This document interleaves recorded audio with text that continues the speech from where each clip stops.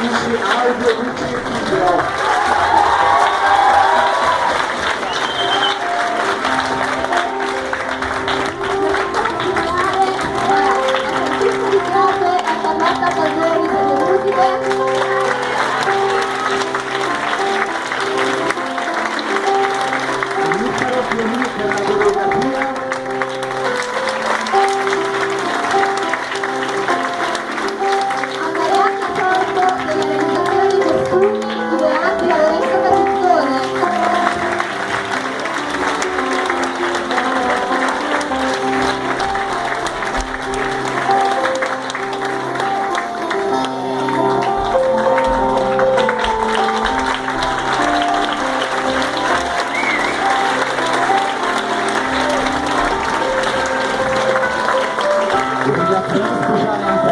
Per l'allestimento di scena,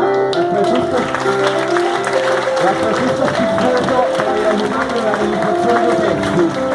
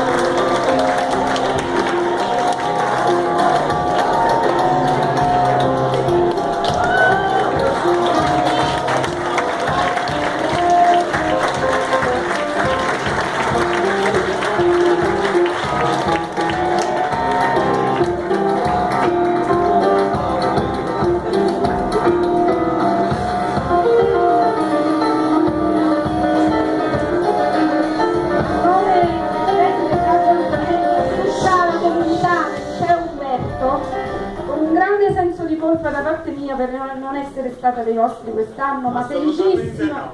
ma felicissima, non perché eri presente dentro di te. grazie, ma felicissima per la bellezza, il bello che avete visto, in particolare il talento, la passione, l'energia vitale dei nostri ragazzi e la tua forza, la forza possente del vero, ma devo dire da stasera del dubbio, della parresia e del piacere della conoscenza. Ti vogliamo mangiare di questo dono, sono libri simbolici.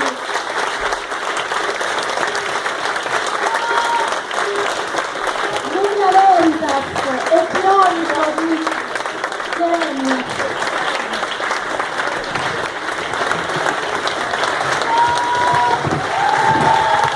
A passare di sabato,